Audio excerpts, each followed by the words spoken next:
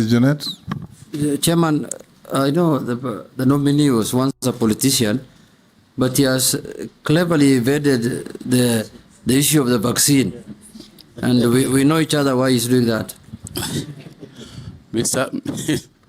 Mr. Chairman, it is indeed true that I was once a politician, but that is not, but I wasn't evading the question, because the matter is very simple to me. And in consultation with those in agriculture, we have also come to the same conclusion. I think the long and short of it is the following. Number one is that my understanding is that the whole vaccination process is to address two diseases. It is to address the PPR and foot and mouth disease. That's what the issue is about. Mr. Chairman, you know, talked about earlier about social media and what can be propaganda and otherwise. And I think the most important thing is to involve those involved in the industry, including the members of this house, is to involve those involved with the information that we have. And say, this is a vaccine. It is being made by Kevavapi, who are our own people. It is for this and this purpose. We only vaccinate about 10% of our livestock. We want to vaccinate more than that. But the point of the matter is this. The cow, as I said earlier, belongs to an individual. It doesn't belong to the government. The goat belongs to an individual, not to the government. So the matter is simple. Here is a vaccine. It is for foot and mouth disease. You have a goat. Do you want the goat to be vaccinated? You say, yes, I want to be vaccinated. We vaccinate. You say, no, I don't want my goat to be vaccinated. Sawa. Do you have a cow? Do you want the cow to be vaccinated? This is the reason why it is to be vaccinated. You say, yes, we vaccinate. You say, no, we don't vaccinate. Allah? Thank you. Yes, Robert. Point of order, Honorable Chairman, point of order. Yes, Mishi. I think, Chairman, on the same breath, because there is a lot of misconception and a lot of negative narrative. So we wanted to hear from the nominee, how is he going to address to the public and put some trust to the public regarding the vaccination? We wanted to hear on that perspective. Thank you, Honorable Mishi. The communication aspect of it is huge. The communication aspect of this is very big. And I'm going to use the experts. I'm going to use the experts in Kevavapi.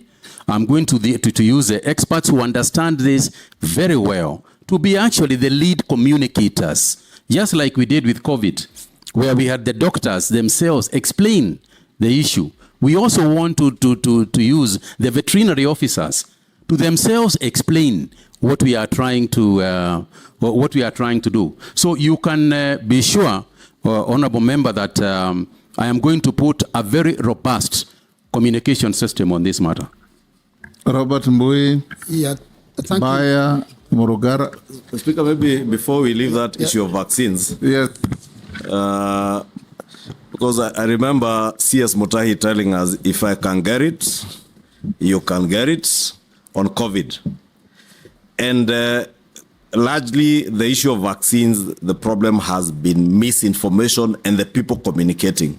Because the ministry has left it to the political class to communicate, and probably, should he be approved, is the area around that communication that he will need to look into, so that the right people, as you say, communicate, but also communicate the right information to the cow owners.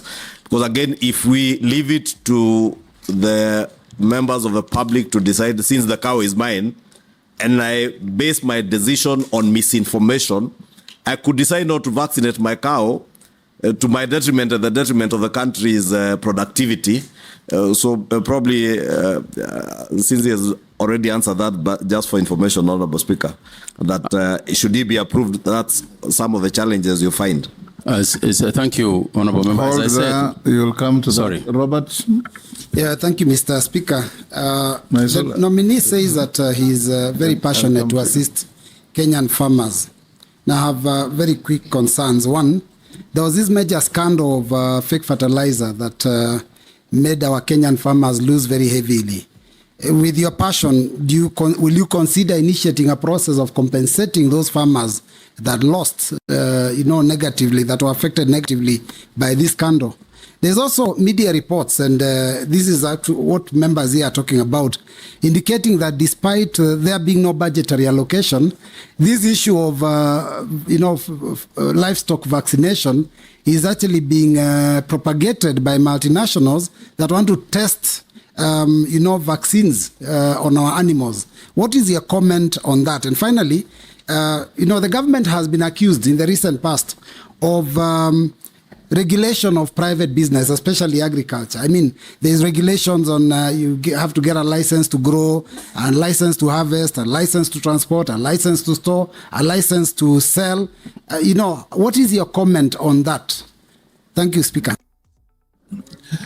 Thank you very much, Honorable Speaker. Nominee, I would like to ask you the following question. One, just on the oil crops and the cost of edible oils in Kenya, there has been a over-reliance on the importation of edible oils. And yet this country, especially the coast, has huge potential to actually bring down the cost of edible oils and actually grow our GDP.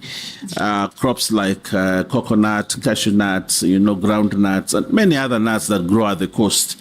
But there has been little investment in this sector, especially there. And farmers there feel that they have lost their land, and production, and there's nothing they get out of the land because the issue of the fake fertilizers that was raised, because it has been raised by quite a number of members, and to answer as follows. Number one is that obviously that was an extremely unfortunate thing to do.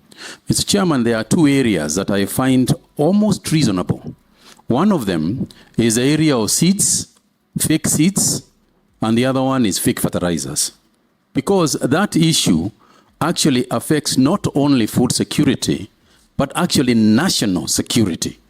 Because if you grow for a whole year, you are growing something and it was fake from the beginning, or you give your cows fake feeds and they die, Mr. Chairman, this is a matter that I would like even to work with this House to create more civility in terms of the penalties that are involved when people sell fake fertilizers, when people sell fake seeds. This is an area where, if approved, Mr. Chairman, I would like to work with this House to create that civility. And to do so, I cannot, sitting here today, talk about what I can do in terms of the farmers who have lost.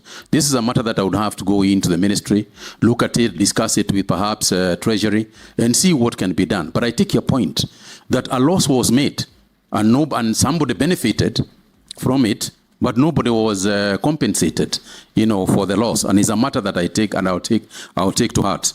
Mr. Chairman, on the issue of livestock vaccination, I spoke to it, and I spoke about what I believe. And obviously, sitting in the office, I will have the information at my fingertips. I will be clear. This is a vaccine that is being made locally by Kevavapi. One of the things that I would like to say as a highlight to all the things that I have been asked, including the pesticides that I think Mheshimiwa Ferdinand spoke about, is to say that there will be a rule of thumb that, in my opinion, the ministry, if approved, would adopt. Number one is this: whether GMO, whether pesticide, whether fertilizer, if that product is not being used in its country of origin, it will not be used in Kenya. If it is a fertilizer, if it is a GMO product, if it is a seed. Do you know the case of Roundup? Yes, I'm aware of the case of Roundup.